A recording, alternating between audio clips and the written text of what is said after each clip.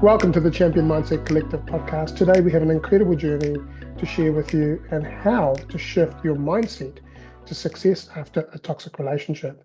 I'm your host, Anthony Dahya, and I'm so grateful that you're here listening to this podcast episode and would love for you to share this episode with your friends, your family, and your workmates. And if you haven't already done so, please follow this podcast so you don't miss any future episodes and we can get this podcast out to the wider community. Today, it's my absolute pleasure and privilege to welcome you all to this interview. Today's guest is Trish Lynn.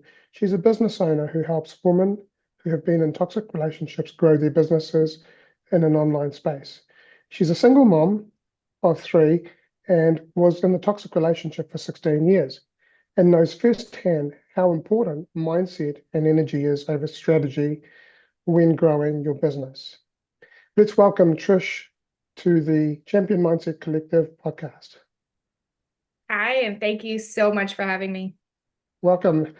So Trish, tell us a little about your background, like your childhood, growing up, and how you got to where you are today. So growing up was a learning experience in its own. I lost my dad when I was 9 years old to cancer.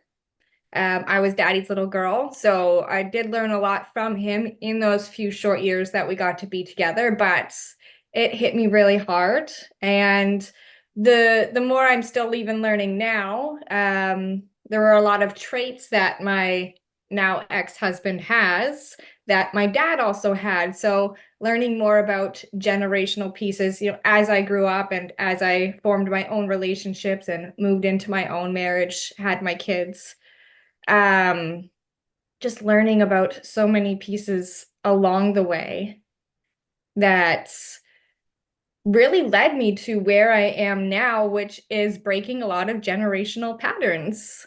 Mm, mm. Yeah, that would have been tough losing a parent when you were so young. Um, like I lost my parents in the last maybe 10, 15 years, and probably not as traumatic as it would be as a child, right? Yeah. How did how did you get through that those situations and those moments? In the time, there was a lot of family for support, Mm, and to be fully honest, animals. mm. Do you feel like when I mean, you're daddy's girl, and I've got a daughter, so I know what it's like having a daughter and how she looks up to me. Um, what was it like when you lost your dad? Like, how did it make you feel in terms of yourself? Like you lost that connection to your first love, right? Because as I say, your father Yeah. was your first love. Um, and how did that affect you at all in your future as you tr Um, I've never been asked that before. And yes, to be honest, if I sit and think about it just quickly, I remember feeling numb when it mm, first happened. Like I still remember and have memories of when I found out mm, that he had passed. And now that you say it, it's the same numb feeling that I have experienced more than once, even over the last, 5 years.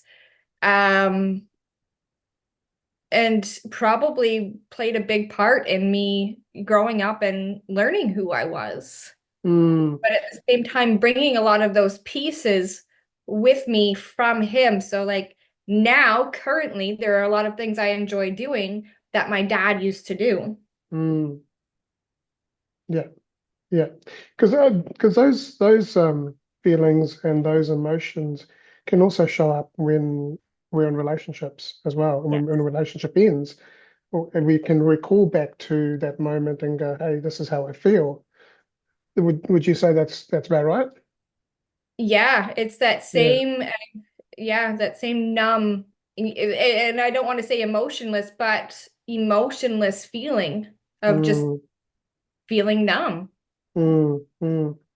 Yeah. So Trish, tell us about what was the turning point that made you realize that it was time for you to leave your relationship? I think we talked about a 16-year relationship. Is that correct? Yes. Yes. So I have three children, 8, 11, and 15 now.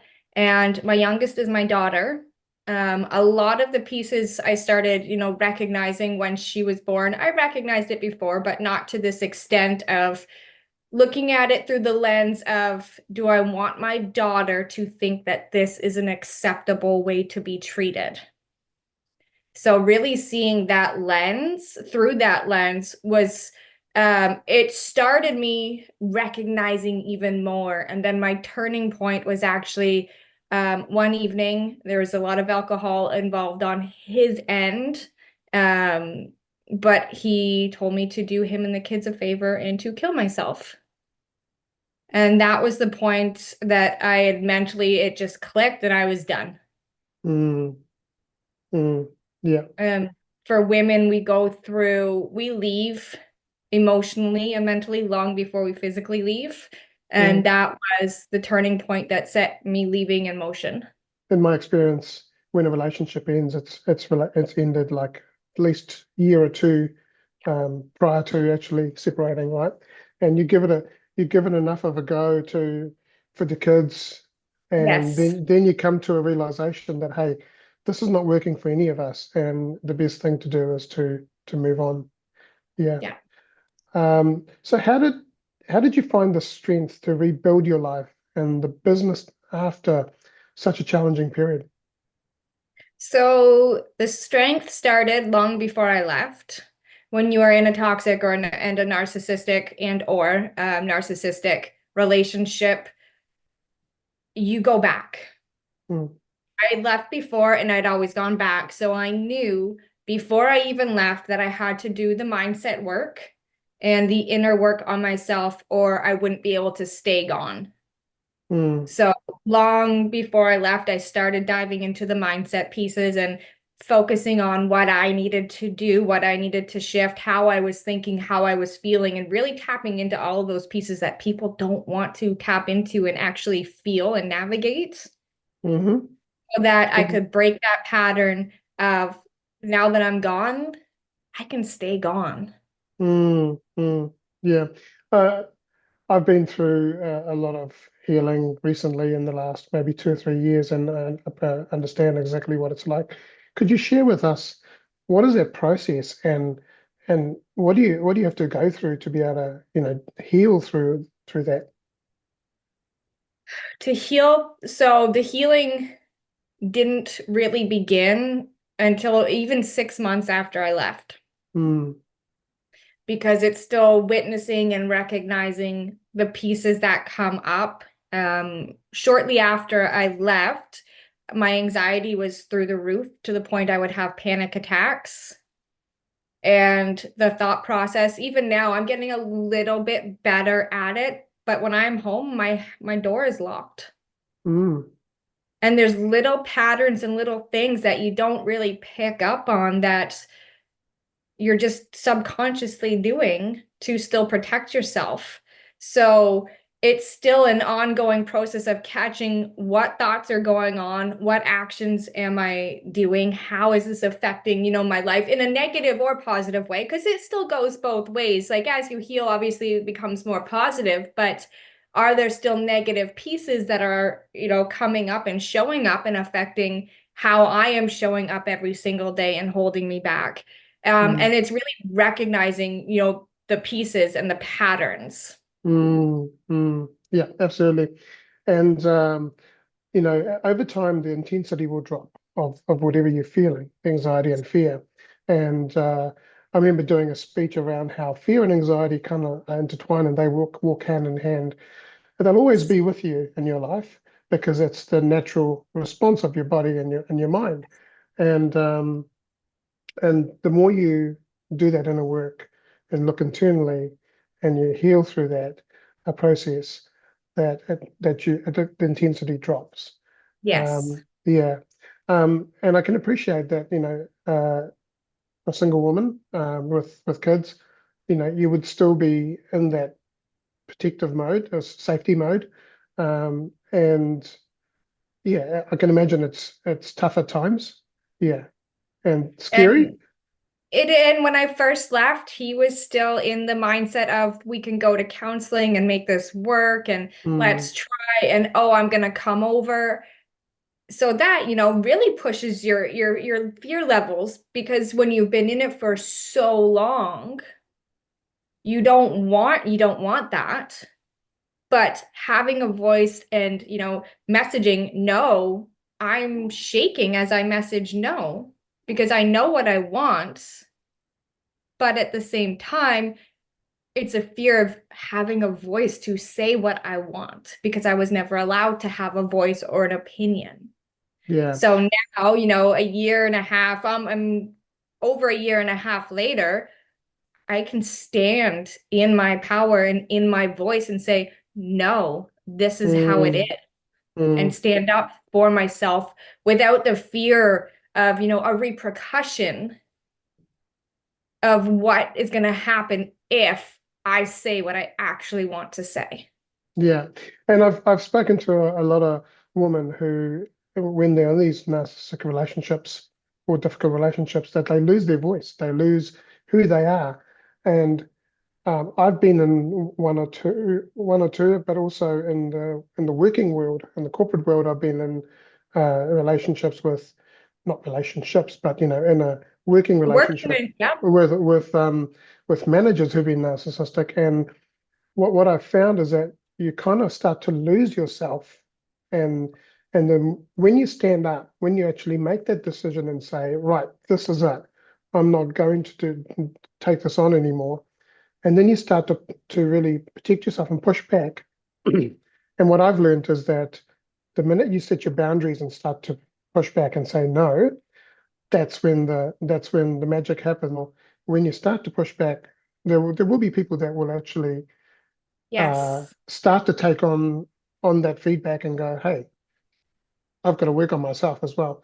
And that's the key thing, is when you recognize and when you come to the realization that your actions are hurting other people, that's when you take the steps to do that.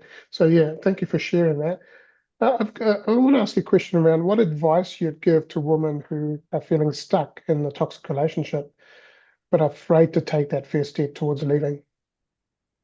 Step number one, find me on Instagram. I have a support group that I am starting for women who are in these toxic relationships and feel that there is no way out, Mm, because I am proof there is a way out. The work can start before you leave, but you have to believe in yourself, and it's rebuilding who you are to have a voice, know that your voice matters, mm, and rebuild that confidence and belief in yourself, so that again, once you are out, even if you go through pieces, so not to sidestep, but a little sidestep, before I left, I was told by a lot of people, you're going to struggle, money's going to be difficult, you're going to be a single mom, like it's going to be hard. I set the intention before I left that it was not going to be a struggle. My bills are always paid on time, and I am happy. And in setting that intention and holding that belief so deep in my heart, it has become my reality. mm, So, not only finding your support group locally, if that's available to you. For me, my support group was found in the online space, mm, in the connections that I had made. So now I am building that for specifically for women who are in or have been in toxic relationships, to come together and have the community and support of each other. mm. Is that support group already set up? And could It you give is, us the name yes. of the group so that people can join? It's called the TLC TLC? on Mm-hmm, Facebook. mm-hmm. But if you connect with me on Instagram, it is in my bio as well. And on Facebook, it's being plastered everywhere right now. Nice. Cool. And we'll put that link in the Perfect. description of the podcast. And Cool. it's very, very private. Like there's no, you don't have to worry. I don't, you can find the group, but no one can see what is in it, because it is a very um sensitive Mm, topic. mm, mm. So, Trish, how do you manage to balance co-parenting with your ex while focusing on your own healing and your business growth? Boundaries, boundaries, and more boundaries. Mm, absolutely. Uh, yes, Yeah. they have been number one, having those boundaries in place, and unless it is about the kids, there's no Yeah. conversation, and I have muted his messages so that if he messages me, it doesn't just show up on my phone. I have to go into my messages and see because he doesn't get to control when I reply anymore. He doesn't get to control. And if it's an emergency, my kids now have cell phones. They're going to call me. They're going to message me. So he doesn't get to have that level of control of, when I respond anymore. Mm, mm. Yeah, absolutely. What are some of the biggest challenges women face when trying to grow a business after leaving a toxic relationship? So like I did say previously, it's that self-worth piece, the self-confidence piece, and finding your voice again, removing that fear of actually saying what it is you want to say and being able to be visible when you've been in that toxic situation. Coming sharing my story was a piece for me to have to overcome to be able to get to this place where I'm ready to share. Now you don't have to you should be sharing your story, but there could be pieces that you actually want to say in your content that you're scared of the repercussions. I mean, let's face it, in the online space, the trolls do come out. It happens. Everyone has an opinion and a perspective, and it can be a scary place if you don't learn how to navigate those Mm, situations. So for me, I am always open to a perspective that's different than mm, mine. If you mm, have something to say about what I've done, let's hear it. Let's have an open conversation about it. But that's always been who I am. For other women who have been in toxic relationships, that can be a fearful piece of actually saying what it is you want to say, and then you don't, and then you kind of dim who you are, dim the light, and dim what it is you have to share, so you're not actually seen. If you're not seen, you're not going to be growing your business. So it really is like a full circle of having that confidence in yourself to fully show up. And it's not just throwing another strategy at it, because I was told to do that last year, and mm. it's not the same thing. Yeah, yeah, absolutely. Your boundaries is one of the components of your self-esteem. There are three components of your self-esteem. There's your needs, your emotions, and your boundaries. And we must look after ourselves by exercising all three of those. So making sure that we're meeting our needs, making sure that we're in touch with our emotions, and then setting healthy boundaries. Yes. Yeah. All Yeah. right. What are some of the biggest challenges women face when they're trying to grow their business after leaving a toxic relationship? The visibility and the confidence. Yeah. So how do you help your clients rebuild their confidence and self-worth after they've been shattered by a toxic relationship? A lot of open communication. When my clients come into my world, it's not just here's what I want you to do, go do it. It's an open dialogue back and forth all of the time. If something comes up, we talk about it, work through it, because you never know when something's going to come up and you have that like tense moment of, oh my God, Mm, that's not a once a week call type of thing. It's being able to, within a couple hours, I'm in your back pocket. This has come up. Okay, let's talk through it. How is this making you feel? Why is it making you feel this way? You know, if it's coming to a fear and anxiety piece, that is our thoughts creating it. So are you ultimately safe? Yes.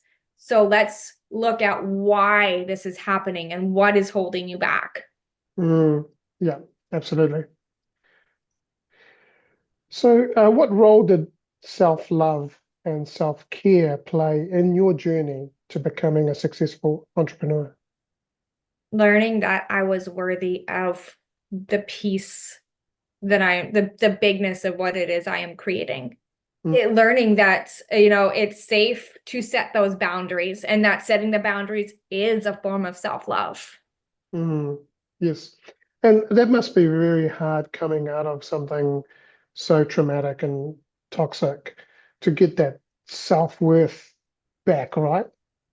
I still have moments, and that's where I have such a great support team because it's, and I recognize that what I am creating when I talk about the support group, there's a lot more coming that I can't obviously share about yet, but what I'm creating is bigger than me. And I recognize that my fear is nothing. I have to show up because I'm just a story, but Mm, a story mm. that's going to help change lives. Absolutely, absolutely. All of our stories of our lives is going to inspire different people, and this is why I do this, is because I want to share other people's stories on this podcast so that people can, my viewers and listeners can also understand, what you went through, what strategies you used, or how you got through those moments, and they can also be free from the things that are holding them back. Yeah. Yeah. And you're never stuck, right? It's all a choice. Yes, it is. Yes. Absolutely. Can you share a story of one of your clients who transformed their life and their business with your guidance? So I'll be fully transparent. I don't know where she is at right now, but back when COVID first started, I was actually doing nutrition coaching. And I had a client who came to me for weight loss. And then grocery stores have no food. What do? She's paid me in full. I'm like, well, here are the options. I can offer you a refund, or as I am pivoting, would you like to pivot and come with me? So she pivoted and she came with me. And our connection obviously was deeper than just the nutrition coaching because we have the open communication piece. And I learned that she was in a toxic relationship at the time. And the church was involved. So there was a lot more than just leaving a toxic relationship. Now it's going even deeper into your core values and beliefs and your religious upbringing. Um, but she ended up signing 2 clients within a month of pivoting, and her business was taking off.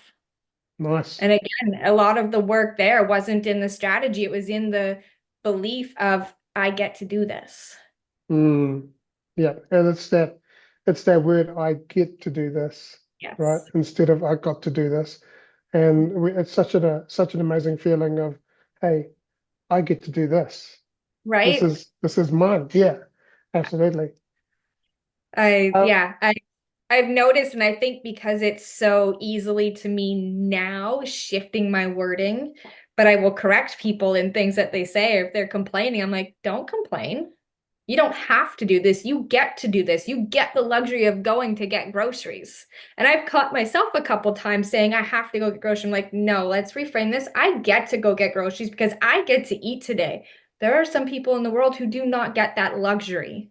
Yeah, and our languaging is so important because what we believe about ourselves and what we put out there is what materializes, right? And Yes. it's like what we believe, what we think of is what we become. And I too went through that journey a year and a bit ago, where I kept saying I need to do this, and and so like no, I choose to do this because it's a choice. And Yeah. luckily, I was so blessed that I had such a great community of coaches around me that would pull me up on when I said those words and said, "Do you need?" And I'm like, Yeah. "No, no, no, I choose." That's it. And they're on you. And that's the beauty of having a support system that gets it because they're on you Yeah. to and catching you when you don't catch yourself. If you're listening to this podcast or you're watching this podcast, I really encourage you to join a community, join a support network because you don't have to do this on your own. There are people that can come on the journey with you and support you and guide you and help you. And Trish is here. She's available to help. So please do reach out. Yeah. All right. What strategies do you use to stay resilient and focused in both your personal and business life? Taking the time for self-care is a big, big piece. Navigating how I'm feeling and just every day tapping into how I'm feeling. It's a Mm, strategy that's very often overlooked because we still live in a hustle culture where we feel like we have to go, go, go, go, go, but don't take that time to tap into how am I feeling today? Biggest biggest piece to seeing the growth is recognizing, okay, I'm feeling a little burnt out. What is the top pieces that have to be done today because we need things to go out, and what can wait? yeah, absolutely. Just before we ask the last question, could you give us a brief description of self-love and self-care, please? So for me, self-love is honoring and respecting the boundaries that I have set for myself and what I will and will not tolerate in my life. Mm, And it has been a challenge to get to where I am today, where I have the power and the ability to say no and not over explain my no. Or that it's such a challenge because I am used to overthinking, overdoing, over explaining why I've said what I've said. And I don't have to do that. So for mm, me, knowing and keeping that mindful piece of I get to say what I want to say and that's it is for me a form of self-love yeah. on top of nutrition and fueling my body appropriately to take care of what I've been given. Mm, absolutely. Um, and the self-care piece, again, honoring where I'm at and how I'm feeling. A couple weeks ago, it could have been last week, I was feeling tapped out. Mm, So I went and put on a meditation and went and sat outside to just take that time. It was about a half-hour long meditation and really try not to get sidetracked, but we can still our mind. It took me a good 20 minutes before my mind cleared mm, and I could actually sit in that meditative state. yeah, yeah, absolutely. Totally agree. All right. How has the experience of overcoming toxic relationship influenced the way you approach business and life today? Empathy. Mm, We all have a story, and I am very empathetic to everyone's experience. So when it comes to business, I want to hear all of the things. I ask a lot of questions and I want to know you as best as I can so that I can give you my perception and my knowledge and my experience to be able to support you in the best way possible mm, while being empathetic to your situation, what you've been through and what you've experienced, because everyone views things from their level of perception, and their level of perception is based on their experiences and what they have been through. yeah. So it's not, none of it is good, bad, right, or wrong. It is what it is. And how can we move forward to, the goals that you have set for yourself and the pieces that you want to create in a way that feels good and aligned to you? Yes, absolutely. Absolutely. Awesome. Well, we're at now at the stage where I've got five quick fire questions for you that I ask everyone. And they can be one word or they could be a sentence. So the first one is, how do you define success, and has that definition changed for you over time? So yes, it has changed over time. Previously, it was the material success, what everyone can see, that external validation. Now it is exactly what I am living right now, being Mm, happy and healthy. I have my kids. They get to see a happy mom who has the time freedom and the mm, financial freedom to do the things with them. But at the same time, if they have something come up, I get to rearrange my schedule to be with them. mm, mm. And that to me is a successful life. That is success. Great. Thank you. Who has been your greatest inspiration and why? My daughter. Yeah. Could you tell us a little bit about your daughter? Just being, she doesn't know this and she will when she's older and can come back to all these pieces, but I don't want to start crying. She is the reason I took the steps that I did. Mm, Seeing her At sometimes because part of narcissist behavior is intimidation. I'm getting teary-eyed and I'm trying not to. Part of it is intimidation and seeing that towards her. My boys, I felt it, but I think when it's a little girl, it's that different connection and it makes you take that step back and think, oh my God, I Yeah. do not want that for her. Mm, So she is the one who inspired me to do the work for myself, on myself, to be able to get to where I am. I can sense you have a really strong emotional connection with your daughter. Yeah. Yeah. Yeah. Right. All right. What is something that you believe in that others may disagree with? You've already brought up this point, so I know it's something you believe in. People can change Mm, if they want to, but they have to want it and they have to want to acknowledge that, hey, this isn't a good behavior. Because I'm not going to say correct, because again, there's no good, bad, right, or wrong. It's this isn't healthy. Narcissists can change. mm, Do they all of the time? No, because their ego is so big, but it is a possibility. yeah. I totally agree. People can change, Yeah. and if I just take my life and look at where I've come from, I've changed. And but yeah, it's that conscious living consciously. And as Dr. Joe Dispenza says, if you wish to become a new version of yourself, you have to change. You can't be the old self and become a new self. So you've got to keep changing to keep evolving. And the way I say is, are you revolving like a hamster on a wheel, or are you evolving to become someone that's your future self? Yeah. And that Yeah. hamster wheel is those repeated patterns over and over and Mm, over and over again. And I believe in metaphysics and I believe in, spirituality, and the universe will throw that, you'll stay on that hamster wheel until you recognize that pattern and do something to get yourself off of it. absolutely, because the energy that you put out to the universe comes It's the back to energy. you. And so whatever you're putting out is coming back. And until you come to that point where you go, okay, well, hang on, I've got to change this. And then, yeah. Yes. And that's that whole saying is that what you believe, what you put out is what you become. So, yeah. All right. If you could go back and give your younger self one piece of advice, what would that be? Don't stay for the kids. I stayed many years longer for the sake of the kids, thinking it was better for them.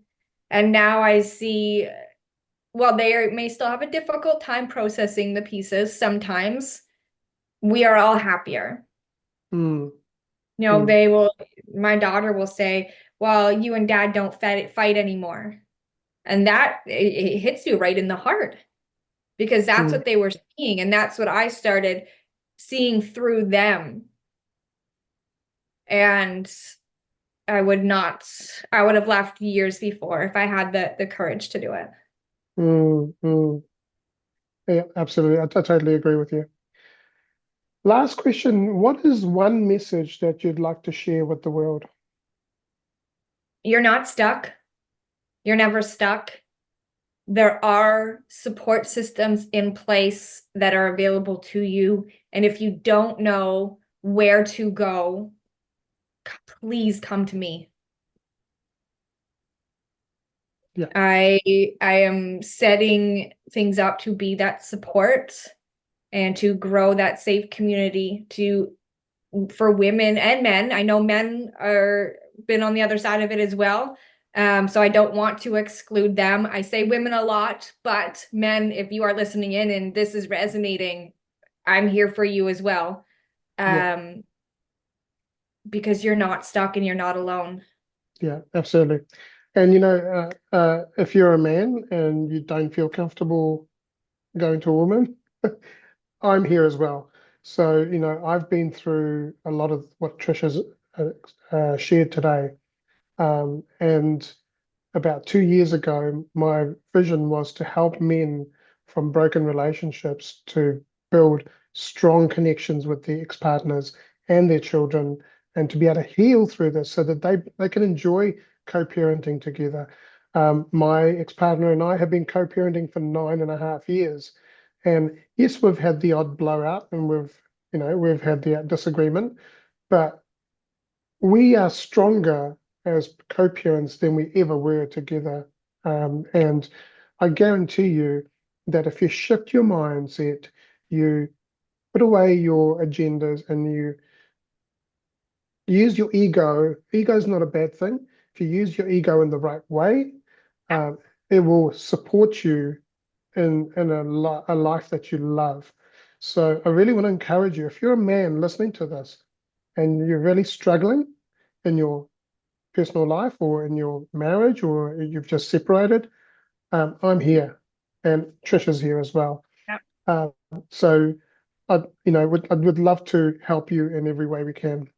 And Trish, if people would like to get hold of you and get in touch with you, how can they do that? What are the different social media links do you have and also what programs are you offering at the moment that people could join? So I am the Trish Lynn on Instagram. I also have a show, the Trish Lynn Show, on Instagram, and you can find me on Facebook. I'm a lot quicker to respond on Instagram. I will be the first to admit that. And right now, as far as programs go, I am launching a membership to support. I'm in the founding member enrollment for the membership. So it's a very, very incredible price point for what's included. And I wanted this membership to be accessible to the women who are in or just getting out of toxic relationships and have I don't want to say fear of investing in themselves, but scared that they're not worth investing in themselves. They know that having a business is their only option. So for me, my business is my only option. It had to work. There is no plan B. I need the flexibility and the freedom that this offers me. So it's those stages to help get them going. There's networking, there's strategy calls, there's weekly Q&A calls that is being opened up to everyone in the membership. As well as I am launching a higher level mastermind for the leaders who are here to really take their business to that next level because their impact is more important than any of the fear pieces that come up. That's amazing. Thank you. And we'll put those links into the description of this podcast so that you can click on them and go and visit Trish and join her program. Trish, we've talked about this before, and I'd love to do a webinar series with you around this whole toxic relationship and pick a few topics that we could dive into a bit deeper. Would you be open to that? I would love that. Yeah, I think there's so many directions that you can still go and talk about, and I would love that.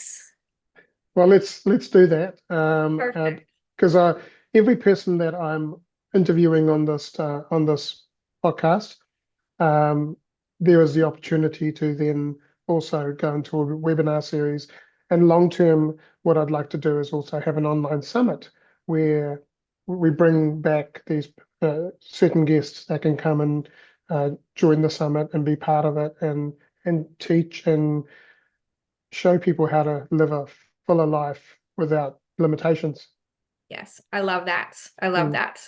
And for Yeah. anyone listening in, don't be afraid to message me on Instagram. I don't like just putting a link and selling a program. I like having that connection and communicating before. So please do not hesitate to reach out. I prefer the real human connection over here's a link, go buy my stuff. That's not how I am. Yeah, I like meeting people. yeah, absolutely. And I think you said that before, where you like to get to know the person so that you can give your perspective of like what's happening for them. So thank you, Trish, so much for joining us on the Champion Mindset Collective podcast today. And if you've been listening to this and you've been inspired, or you feel like you want to get in touch with Trish or myself, please do. And make sure that you share this episode with your friends, your family and your workmates, or anyone who could benefit from this chat we've had. And if you haven't already done so, please follow this podcast so you don't miss any future episodes, and we can get this podcast out to the wider community. And I encourage you to champion your life and champion your greatness. Have an amazing day.